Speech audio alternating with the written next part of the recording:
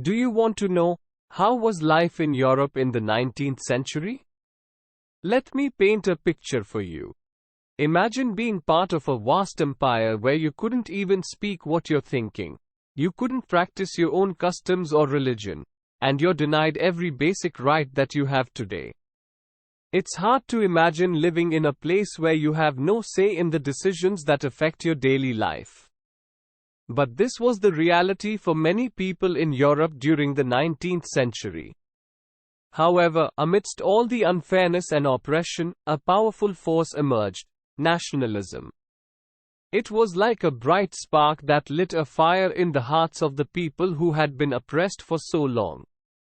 It gave them a sense of pride in their culture and heritage, and a feeling of belonging that they had been missing. You would have heard this term multiple times, but do you know what is nationalism? Let me ask you a question to help you understand the term nationalism. How do you feel when you see your country's flag waving in the wind? The feeling of patriotism runs high. It's a mixture of pride, patriotism, and excitement that fills your heart. It doesn't matter which part of the country you live in. When you see that flag, you know that you're part of this country, you belong to this, and this belongs to you. You're a part of something bigger than yourself. That's the magic of our national flag. Our country is made up of people from different backgrounds, religions, and cultures. But always remember that we may be different, but the one thing that binds us all together is our shared sense of nationalism. It's what drives us to work together, stand up for what's right, and to strive for a better future for ourselves and for our fellow citizens.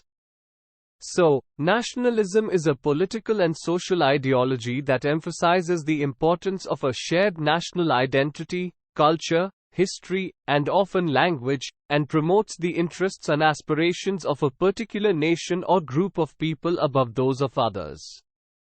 So students, in this video, we will explore: first, the vision of a world of democratic and social republics, or a painting by Frédéric Soriot. Second, the French Revolution and the idea of a nation, or the birth of nationalism. Third, the making of nationalism in Europe, or the process of spread of nationalism. Before we dive into the very important topic of nationalism and its impact on Europe, let us first understand the vision of a world of democratic or social republics. Let's take a closer look at the painting that is given in the NCERT book by Frédéric Soriot, who was a French artist, to get a glimpse of the world he envisioned: a world of democratic and social republics, which refers to a vision of a world where all nations are democratic. This means that their governments are chosen by and accountable to the people, and a society that prioritizes the welfare of all citizens. He created a series of prints that showed his vision of just that. And let me tell you, it's pretty impressive. The first print in Soriot's series shows people from Europe and America marching in a procession and paying honor to the Statue of Liberty. But this isn't just any old statue. This is the Statue of Liberty holding the torch of enlightenment in one hand and the Charter of the Rights of Man in the other.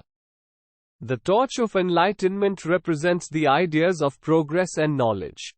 The Charter of the Rights of Man is a document created during the French Revolution that symbolizes the belief that everyone should have basic rights and freedoms, regardless of race, gender, or social class. In the foreground of the image, you can see the shattered remains of absolutist symbols. Absolutist symbols are things that rulers like kings or dictators use to show they have complete control and power over the people they rule. It's a powerful statement about the changes that were taking place in Europe during the 19th century. And speaking of the powerful, the nations in the procession are identified by their flags and traditional attire. The United States and Switzerland led the way, followed by France and Germany. But that's not all.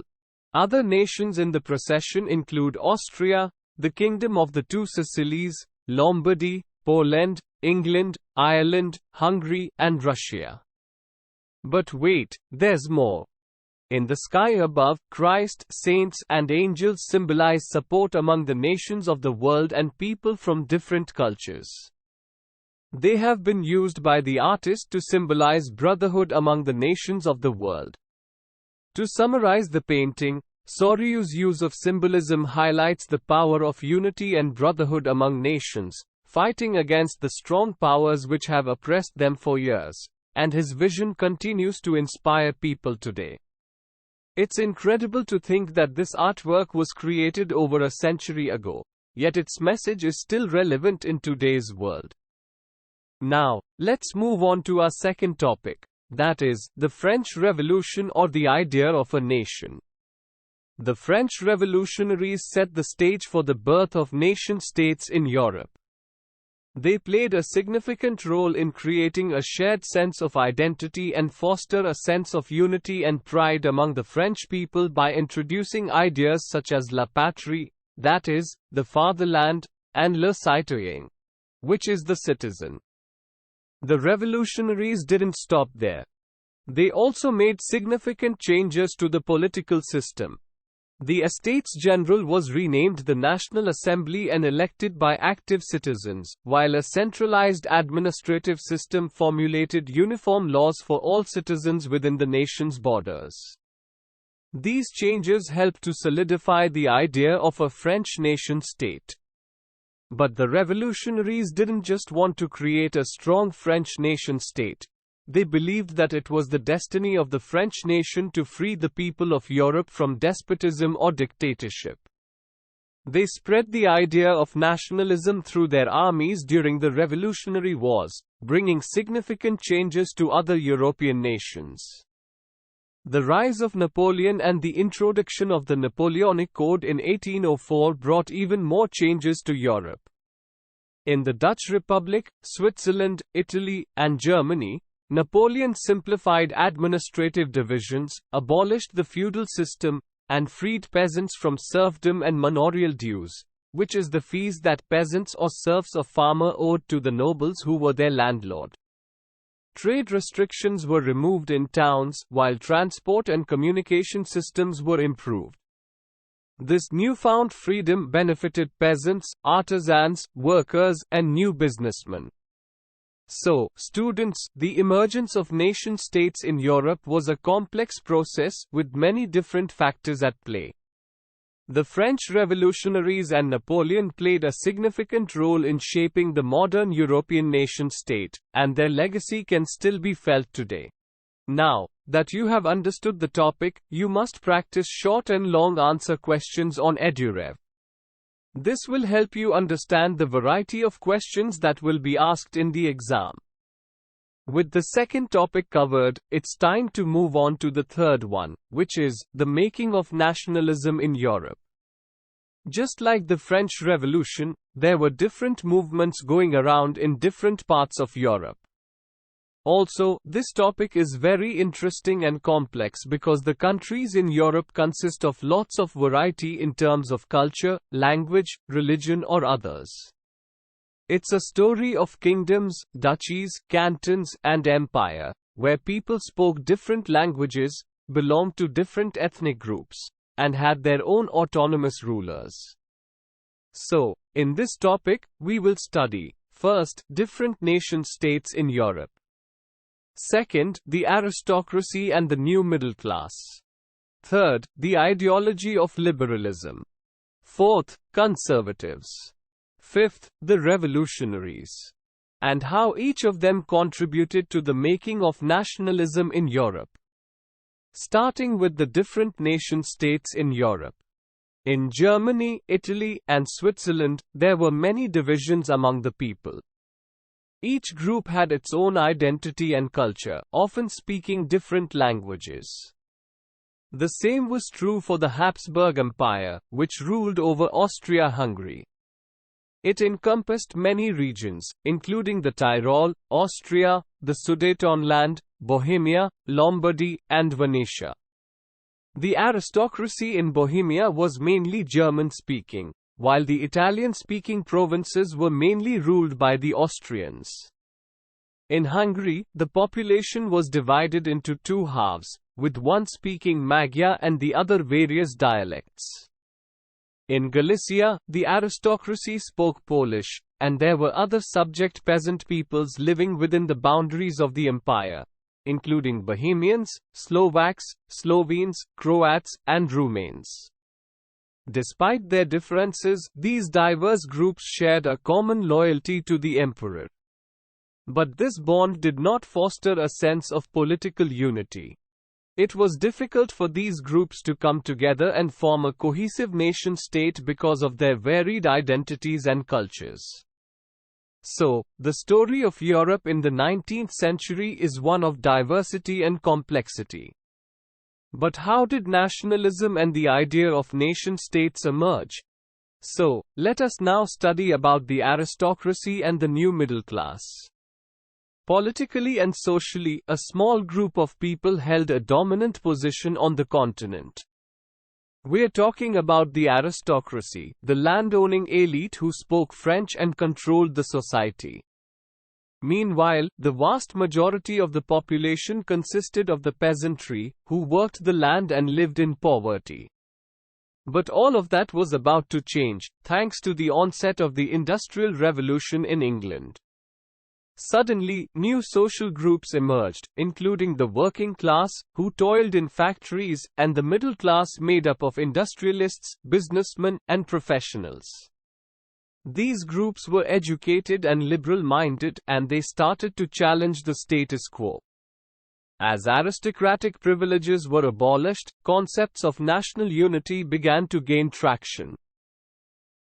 Moving on, students, have you ever heard of the term liberalism and its connection to nationalism in early 19th century Europe?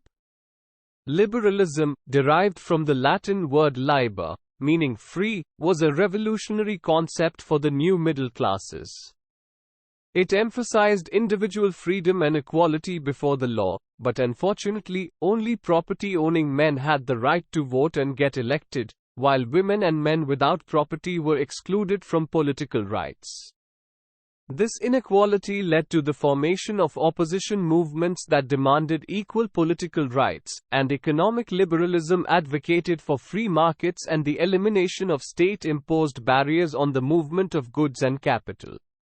In 1834, a customs union, called the Zollverein, was created at Prussia's initiative, and most German states joined, which eliminated tariff barriers and reduced the number of currencies from over 30 to 2. The establishment of a railway network further encouraged mobility and connected economic interests to national unification. All these developments created a surge of economic nationalism, reinforcing the broader nationalist sentiments that were emerging at that time. The ideas of liberalism and nationalism were closely intertwined and had a significant impact on shaping the political and economic landscape of Europe in the 19th century. So, what drove European governments after the defeat of Napoleon in 1815? As Europe emerged from the aftermath of the French Revolution, a new political order in 1815 emerged with the ideology of conservatism at its core. But what is conservatism? Well, it prioritized the preservation of monarchy, the church, social hierarchies, and property. It emphasized the importance of family and recognized the potential of modernization to strengthen traditional institutions like the monarchy. But conservatives did not seek to revert to pre-revolutionary society.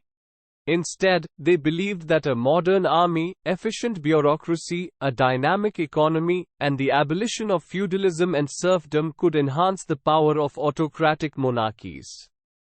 At the Congress of Vienna in 1815, representatives from Britain, Russia, Prussia, and Austria met to conceive a settlement for Europe. They established a conservative order in Europe and restored the Bourbon dynasty in France. French territories were given up, and several states were established on France's borders to prevent future French expansion. The primary objective was to restore monarchies that Napoleon had overthrown. However, liberals were inspired by the memory of the French Revolution and demanded freedom of the press. Liberal nationalists criticized the new conservative order and called for equal political rights. So, conservatism was not the only ideology present in Europe during the early 19th century. There were voices of dissent, demanding equal political rights and freedom of the press. Lastly, do you know what secret societies were established in Europe in the early 19th century? And what their goal was? Well, let's dive into this topic together. In 1815, after the Congress of Vienna, several secret societies were formed in different European countries to train revolutionaries and spread their ideas. They aimed to oppose monarchical forms of government and fight for liberty and freedom. And guess what? Creating nation-states was also considered an essential aspect of this struggle for freedom. One of the most prominent revolutionaries was Giuseppe Mazzini, who founded two underground societies, Young Italy in Marseille and Young Europe in Bern. Young Europe's members were like-minded young men from France, Italy, Poland, and the German states. Following Mazzini's model, secret societies were also established in Germany, France, Switzerland, and Poland. However, these secret societies were seen as a threat to conservative regimes and were harshly criticized by conservative leaders like Metternich, who referred to Mazzini as the most dangerous enemy of our social order. So, students, as we come to the end of our journey through 19th century Europe, we can see that the emergence of nation-states was a complex process, shaped by a range of political, social, and economic factors. From the French Revolution to the Industrial Revolution, and from the rise of nationalism to the diversity of European cultures and identities, the story of Europe in the 19th century is one of transformation and change. As we continue to study, we will cover the remaining part of the chapter in the upcoming videos. Also, make sure to study chapter notes or solve MCQ tests of this chapter on EduRev to ensure you score well in your school exams. Not just social studies, you get amazing courses for maths, science, Hindi, English, or much more for class 10 on EduRev. Thank you.